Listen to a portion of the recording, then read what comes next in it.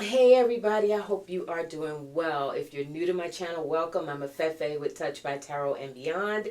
I do a combination of political readings and, personal growth, astrological readings, etc. Today, definitely going to check in on the political side for you all in the aftermath of Joe Biden's press conference last night, NATO closing out NATO. I want to go to Spirit and see, check in with Spirit to see if, in fact, he's going to wind up staying in the race. Because at the same time that many of us breathed a sigh of relief, yes, he made a couple of awful flubs with names. Earlier in the day he called Zelensky Trump, and then last night he did the same thing with Kamala Harris, referring to her as Vice President Trump. That happens. We've seen that before. But substantively and for the duration of the press conference, the one-on-one with the questions that were asked of him, I thought it was a pretty even-keeled night for Joe Biden. I would love to hear your comments as well. The only thing I ask, because this is a really, touchy topic right now. I know many of our emotions are running high. Just please be respectful, of everyone in the comments, you all.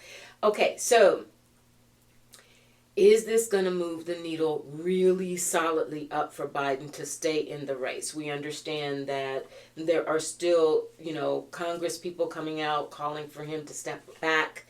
The media has really irritated me, and as many of you know my story, I am not TV media, but I'm a former newspaper journalist, and so that has extra special oomph for me to see the way that the media is wrapping itself around the headlines and the clickbait and all of that versus really staying on top of these stories. One of the things that I also want to take a look at, in addition to Biden, whether he's going to stay in or bow out, there was this thing being put forth in the wake of Clooney coming out with his opinion piece. That felt like a real stab in the back, right? Because he just done this big fundraiser for Biden. But now they're saying that Clooney went to Barack Obama, before he released that piece. Barack Obama didn't say, hey, I'm all for it, but also didn't try to stop him. Then someone like Joe Scarborough on MSNBC, who I just cannot stand, he pipes up and says, well, then that means that Obama, Axelrod, these other people are orchestrating this whole movement to try and take Biden out of the race. I just simply cannot imagine that. I absolutely still admire Barack Obama, voted for him twice. I also had some issues with him. I thought he could have done some things differently. But certainly, to the extent that he would undermine Joe Biden's candidacy, to the extent of possibly, imperiling democracy in the United States, Barack Obama, Joe Scarborough, shut up.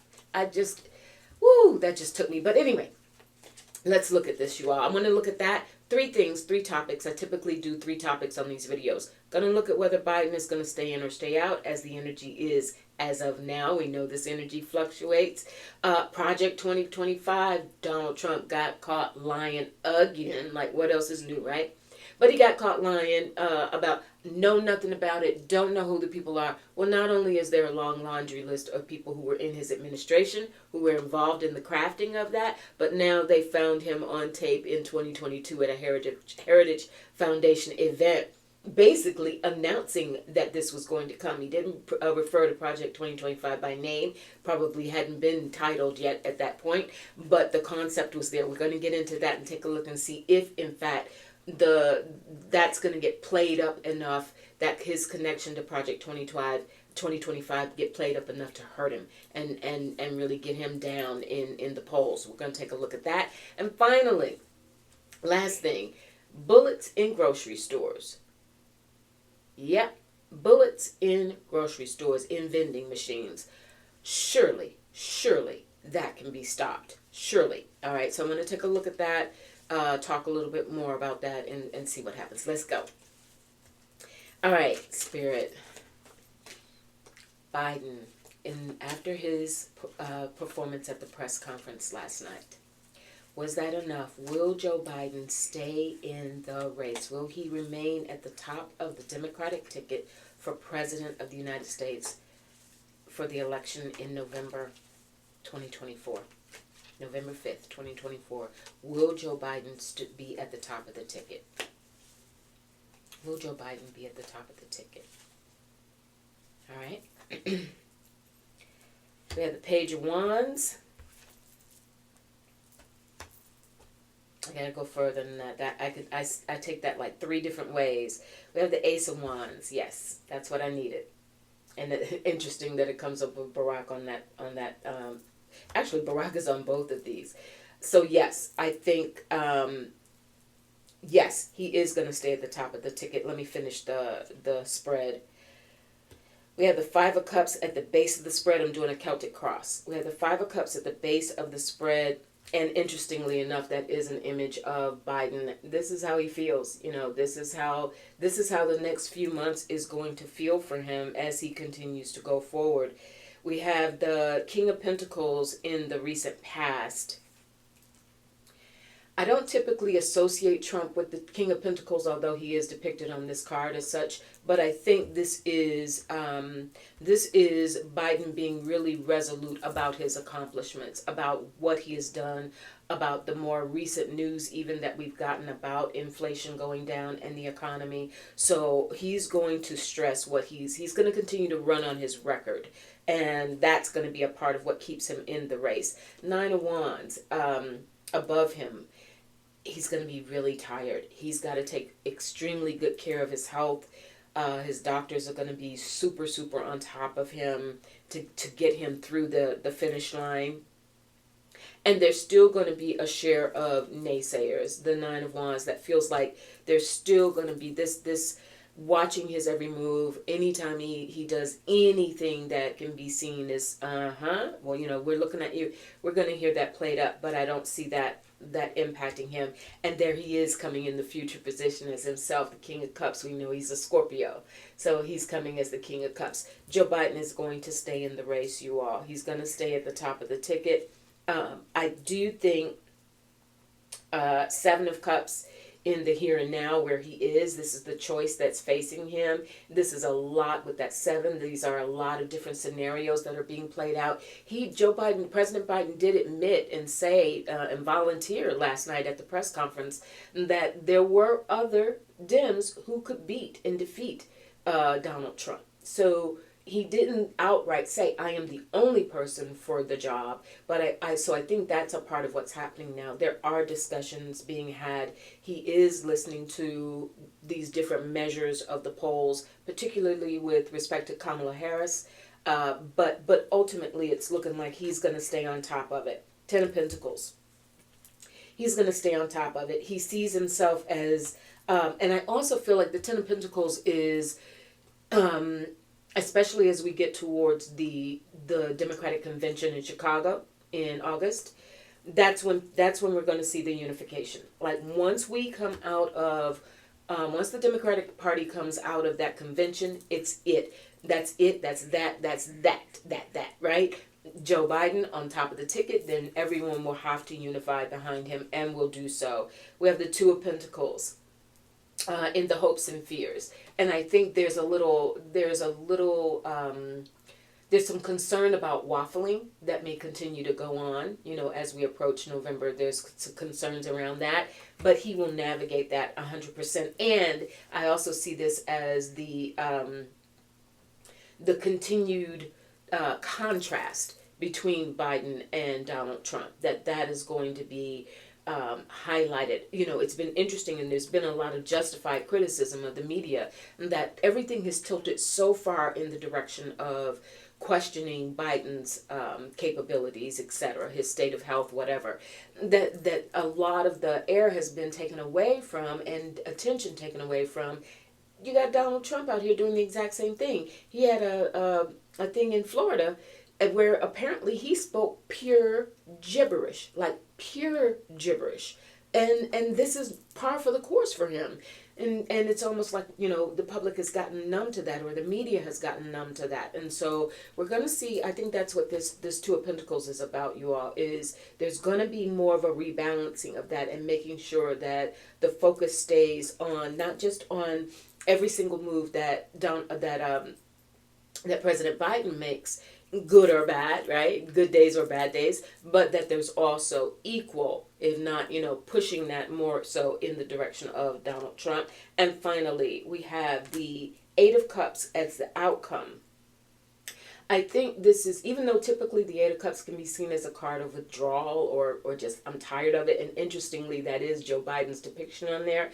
I think what this is a get on with it attitude. The Eight of Cups is also a card that talks about emotional maturity. It talks about emotional intelligence.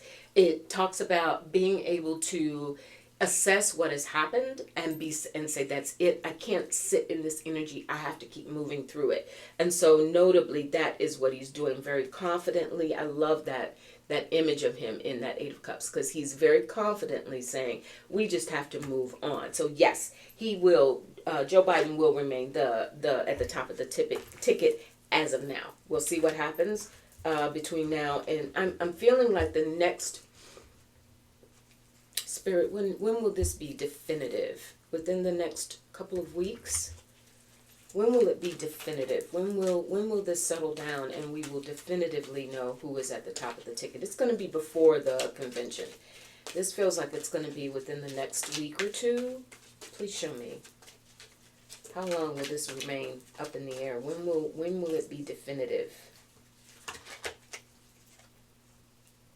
Eight of Wands. That's quickly. Yeah, swiftly, quickly. This is going to wrap up. I'm definitely feeling it within the next week or two. The Chariot.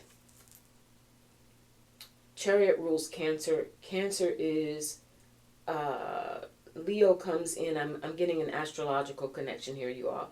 Leo comes in towards the end of July. That would put us within the next week and a half or so. I'm feeling like certainly within the next couple of weeks, if that long, we will have. That's going to be it. It will be settled before the Democratic convention. All right. Okay. Moving on. Project 2025. Trump gets caught lying through his teeth again.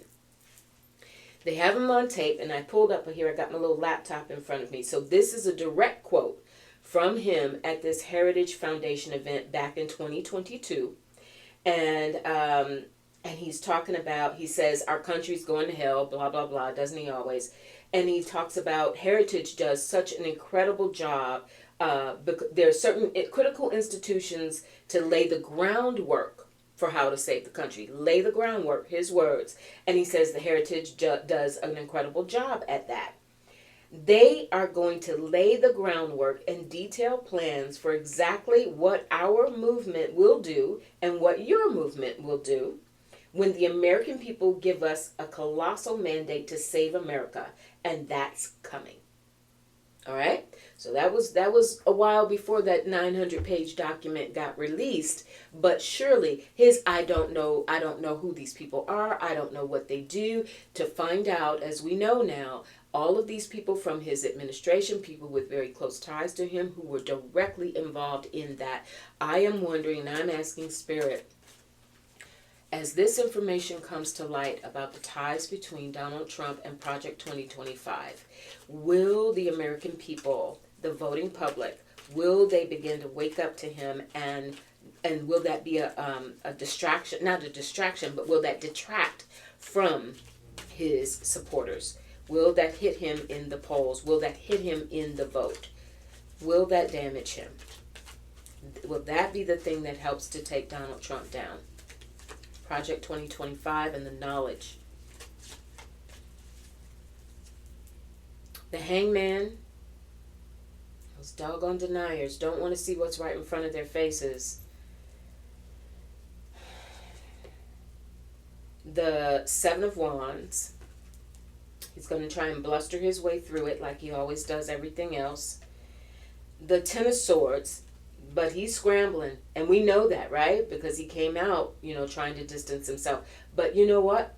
also, what I'm getting from this is, remember, Heritage Foundation is going to be front and center at the GOP convention in a few days, right? They are right, they're all in the agenda. So he can't distance himself. The Queen of Wands, that's somebody within his camp. Maybe Lara Trump, but that's somebody within his camp that's going to help try to explain it away, this connection. But then there's death. I think this Project 2025 is going to be something that Donald Trump cannot outrun. If the Democrats use this part of their war chest, when the advertising and the ads and the commercials and stuff really get pumped up towards the end of the summer, heading into the fall, if they continue to find those clips, etc., that's what I think is happening here in that death card. There's going to be, and of course, death represented by Scorpio, it's going to be heading into November. There's going to be a definite way to utilize that information to make it more damaging than it already is. And even the deniers, there's the world. Perfect. And that's in the future position. There's the impact of this, the impact of what Project 2025, Heritage Foundation, etc., what their overall plans have been. You got Kevin Roberts out there saying, look, if there won't be any bloodshed if the left allows it. There's a larger impact, and there will be when the world comes. For those of us who follow tarot, we know there's a completion. This is enough, and I think there's still going to be a tight race, because we started with the hangman. We got those people just going to be blind to it no matter what. They're not going to believe what their eyes see and their ears hear. It is what it is. But there's enough. We have the Four of Pentacles. That's him lying about it. We have the Two of Wands. That's a different vision that we're going to want for our future. The Page of Wands. This is his. I think that he's also going to rely on his VP pick. There's something around that. There's something around his VP pick. Them relying on their record or their background or something where they can also try and distance Trump from Project 2025 by virtue of who he's picked as his VP pick. I'm going to look at that as well, but closer to it. And the Ace of Wands. Yes, Spirit, I love it. Thank you, Spirit. They always give me aces when I've said something or I'm getting something, I'm on the right track. They'll give me an ace to say, yes, that's it. So, yes, this will hurt him.